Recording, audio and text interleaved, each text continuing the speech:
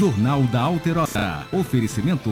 Prefeitura de Belo Horizonte. PBH APP. Solicite serviços direto do celular. E Grupo Ortep. Mais de 50 anos de experiência em controle de ponto, controle de acesso e segurança eletrônica. Olá, boa noite. Bem-vindos ao JA desta terça-feira, dia 7 de abril. Eu sou a Carolina Saraiva e hoje é comigo. E eu começo essa edição com os números de pessoas curadas da Covid-19. Os dados são de um site mundial que reúne as informações da pandemia. Até hoje, 298.389 pessoas estão curadas do coronavírus no mundo. No Brasil, 127 pessoas já se recuperaram. E agora os números de Minas Gerais. Aqui no estado já são 11 mortes confirmadas. 2 pessoas morreram de ontem para hoje. Foi um homem em Pouso Alegre que foi hospitalizado dia 27 de março. O paciente tinha doença pulmonar e hipertensão. A outra vítima registrada de ontem para hoje foi uma mulher de 60 anos que é daqui de Belo Horizonte. Ela apresentou sintomas dia 1º de abril e foi internada ontem. Morreu hoje. A maior parte dos casos de morte no estado são de pacientes com cardiopatia, ou seja, doença de coração. Então, o registro está assim no estado. 100 mortes estão sendo investigadas, 11 foram confirmadas, segundo o boletim epidemiológico divulgado pela Secretaria Estadual de Saúde. Em Minas, são 559 casos confirmados, 34 a mais que ontem. Todas as regiões têm casos notificados.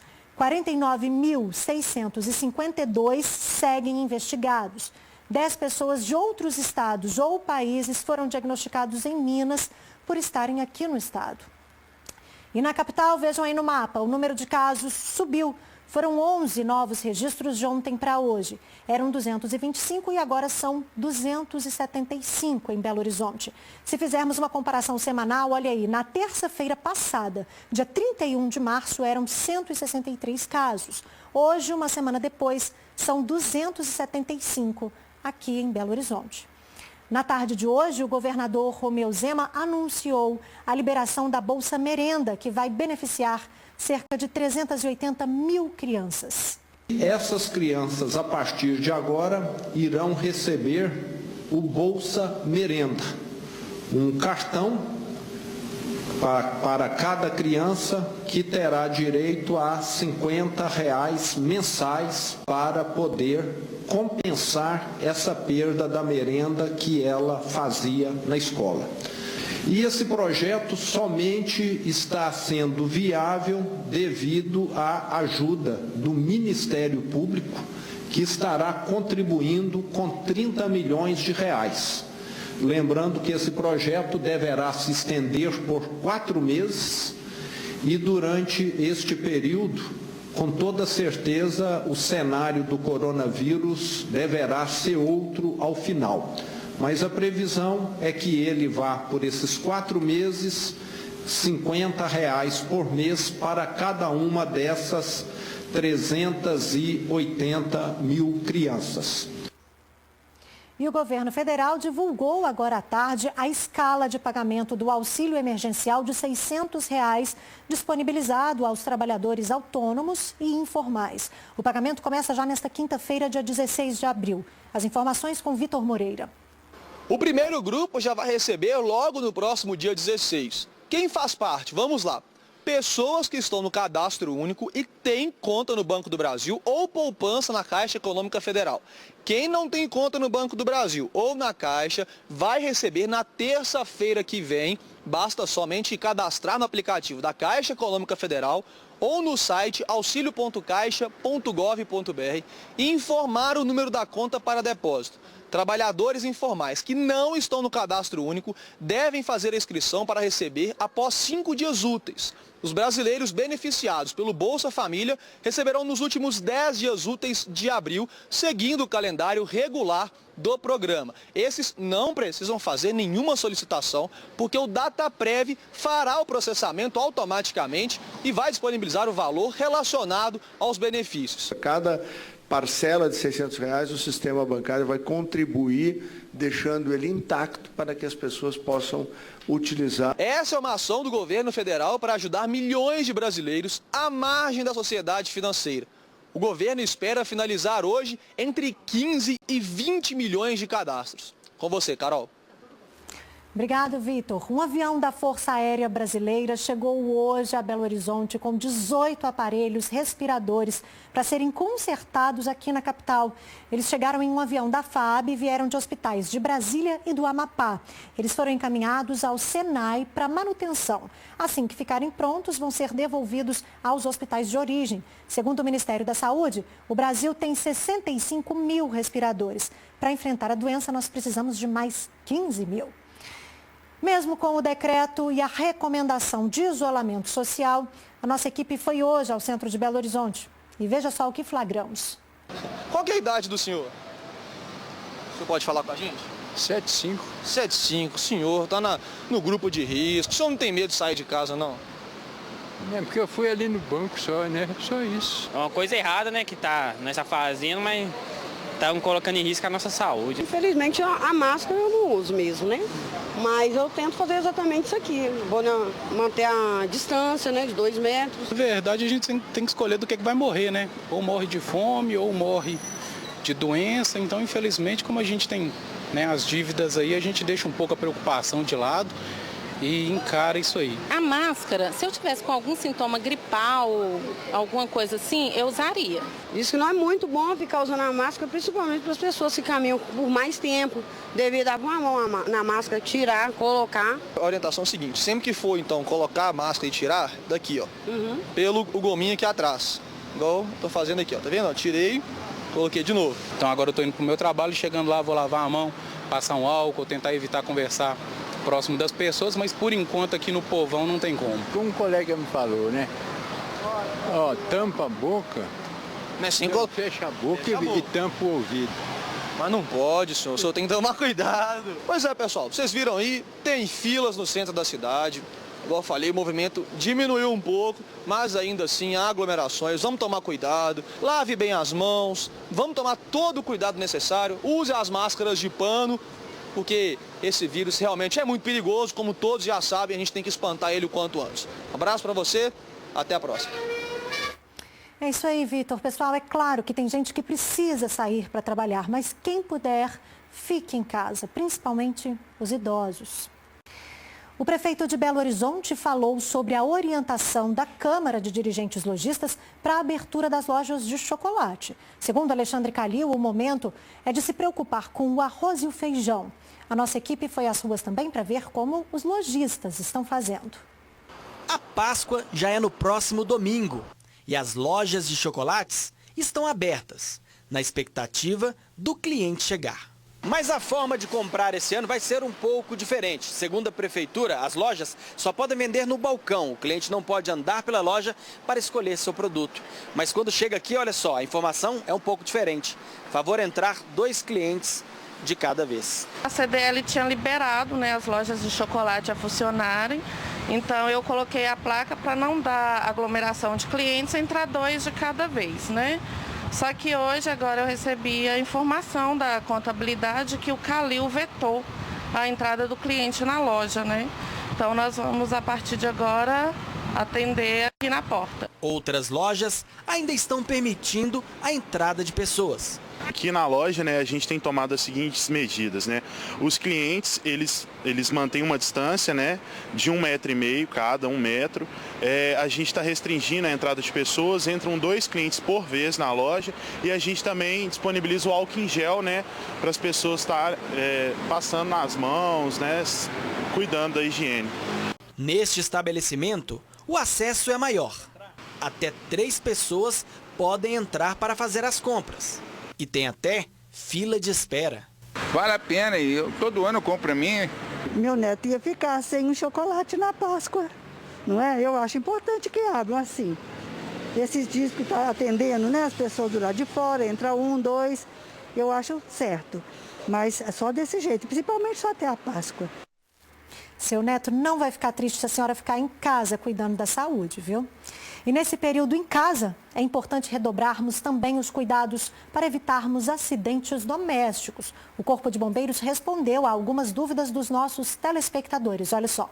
tempos de isolamento social. E aí, quanto mais a gente fica em casa, maior o risco de acidentes domésticos, né? Então, a gente convidou o Sargento Azevedo, do Corpo de Bombeiros. Obrigado pela presença. Distância segura, né, Sargento? Ele vai tirar algumas dúvidas de alguns telespectadores. Eu moro com os meus avós, que já são bem idosos, e eu tô querendo saber como que eu posso ajudá-los a se proteger e se prevenir de eventuais quedas em casa. A orientação é sempre deixar o ambiente bem iluminado, prestar atenção nos pisos escorregadios, retirar os tapetes e observar se o tapete não está dobrado. Orientar também os avós a não subir em banco para trocar uma lâmpada, para alcançar algum objeto alto. A gente tem agora outra dúvida que vem da Priscila, telespectadora, sobre choque. Tenho um filho de 2 anos e minha dúvida é com relação às tomadas. Eu gostaria de saber o que eu posso fazer para evitar que ele mexa na tomada, porque a todo momento ele fica querendo colocar o dedinho lá. A gente costuma falar que a curiosidade da criança não enxerga os riscos. Então, após ter utilizado o carregador, não deixar conectado. A ponta do carregador ela pode conduzir eletricidade. E se for possível, nós podemos utilizar esse tipo de tomada elétrica e está protegido. Mas se não tiver o protetor, nós podemos utilizar uma fita isolante ou mesmo pegar um móvel e colocar na frente da tomada. Pois é, Sargento, as dúvidas não param e agora a gente vai falar sobre outra questão. Produtos de limpeza, tem um risco aí, né, de quem tem criança em casa, de ingerir esse produto, como deveria ser a forma certa de armazenamento. Aí a Pamela mandou esse vídeo com a seguinte questão. Eu tenho uma filha de 1 ano e eu gostaria de saber como proceder em caso de acidente, caso ela venha ingerir produto químico ou então algum produto de limpeza e como eu faço para poder armazenar corretamente. Quais são os cuidados, então, que a Pamela e todo mundo deve tomar em casa? Pamela, o principal cuidado é a forma como vamos armazenar esses produtos. Então, armazenar em um local longe do alcance das crianças, mantê-lo em suas embalagens originais para não causar nenhuma confusão e causar algum tipo de acidente. Em relação à ingestão, se houve intoxicação, a orientação é tentar identificar o produto, não dar nenhum tipo de líquido, água e não tentar provocar o vômito. Agora, outro assunto também que gera muita dúvida e também causa muitos acidentes, né?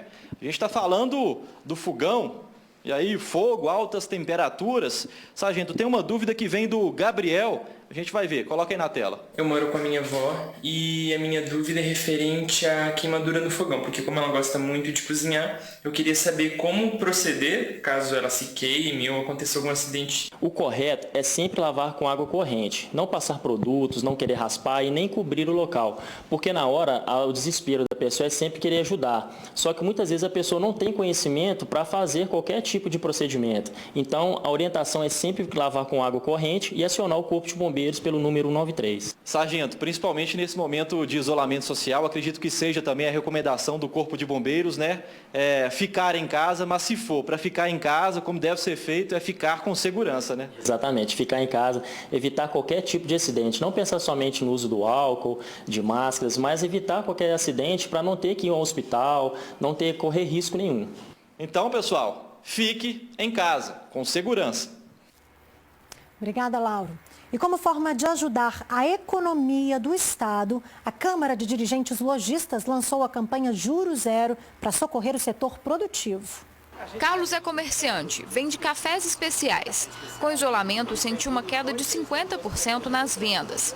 A incerteza sobre quando tudo vai se normalizar preocupa o empresário. A gente está apreensivo com relação ao que acontece com o comércio, né? Com essas regulamentações que os governos fazem. Em cima disso tudo, a gente está meio apreensivo para saber o que vai ser o futuro, né, do comércio.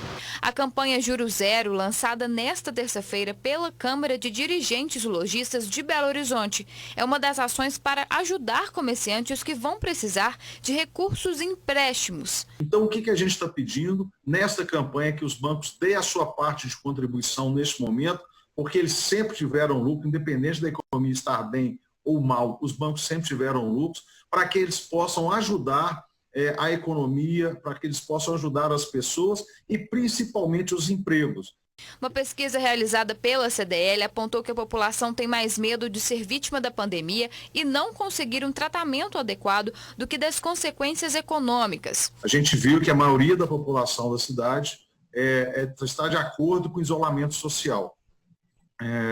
e preocupado com essa retomada também da economia depois. Na pesquisa, 65% dos entrevistados estão com medo da doença e 35% deles preocupados com a economia. As mulheres e os mais velhos são quem mais temem a pandemia. A maioria dos belo-horizontinos aprova as medidas para conter o avanço da Covid-19. Fechamento de escolas e universidades, 91% de aprovação. Recomendação de ficar em casa, 84%. Fechar totalmente o comércio e as fronteiras estaduais, 77%. É isso aí, daqui a pouco as famílias das vítimas da Baker denunciam a falta de assistência da cervejaria. Nós voltamos já já. Depois de 3 meses de investigações do caso Baker, a Polícia Civil ainda apura o que de fato aconteceu. A corporação garante que as investigações não foram impactadas pela pandemia do novo coronavírus. As obras são para reformar o quarto do pai de Ângela, Marco Aurélio Cota, de 64 anos, que aparece na foto com a família, está internado há cerca de 100 dias no CTI de um hospital particular. Segundo a família, ele teve vários problemas de saúde provocados pelo envenenamento por dietileno-glicol. Agora terá de voltar para casa por causa do risco de contrair Covid-19. Ele não anda, ele não come sozinho, ele faz hemodiálise 3 vezes por semana. A arquiteta conta que pagou caro para conseguir tirar os documentos que, segundo a família, foram apresentados à Baker para receber a ajuda emergencial determinada pela Justiça. Mas o dinheiro ainda não saiu e os gastos só aumentam. No caso dele, que não teve alta, eu tive que comprar esse prontuário médico. Foi um custo de R$ 540 apenas para o hospital, apenas para disponibilizar o prontuário médico até aquela data. Hoje, nós temos um documento em que prova um envenenamento do meu pai por dietileno-glicol. O pai de Daiane é outra vítima. Ele depende do SUS para ter o atendimento médico. Já foram 2 internações e o taxista hoje não tem condições de trabalhar. A Baker não fez nada pela gente. Ela foi na minha casa e falou para mim que quando meu pai melhorasse, que a gente estaria convidado para conhecer a fábrica. Na investigação da Polícia Civil, constam até agora 42 vítimas de envenenamento por dietileno-glicol. Mas esse número pode ser ainda maior. A Baker reconhece apenas 13 vítimas de intoxicação por dietileno-glicol. A Justiça aguarda disponibilidade de bens para que eles sejam bloqueados e que as vítimas sejam, então, indenizadas. O foco agora é a ajuda emergencial, é aquilo que as pessoas estão precisando nesse momento.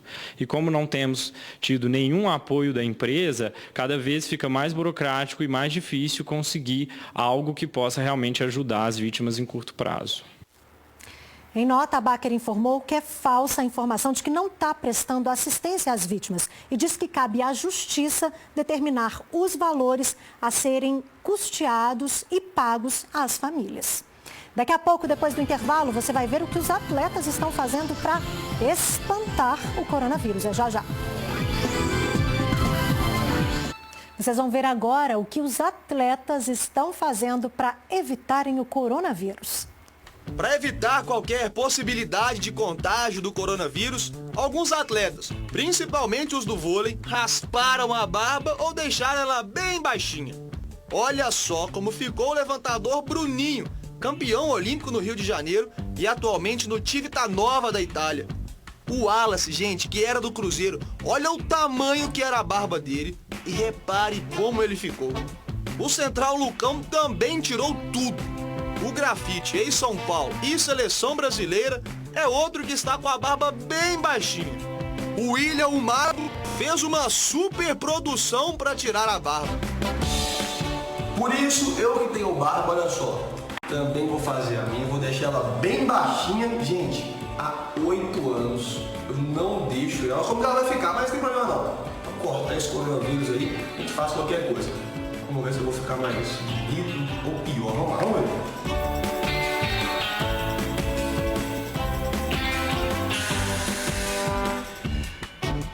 Cadê? Vou sair do banheiro aqui pra me dar muito eco. Vem cá. Minha mãe tá se filmando, viu, gente? Tá cinegrafista, ele é minha mãe. Vem cá, mano. E aí, pessoal? Olha só. Bem baixinho, ó. Quase nada. E aí? fiquei mais bonito, mais feio. Mas o importante não é isso não, o importante é espantar do jeito que tá esse coronavírus. Fique em casa, gente. Um abraço. Tenho certeza que eu fiquei mais bonito. Ah, Vitor, o JA fica por aqui. Obrigada a todos pela companhia e também por quem está nos acompanhando pelo YouTube. Uma ótima noite para vocês. Lavem as mãos e não se esqueçam de se cuidar, ok? Quem puder, fique em casa.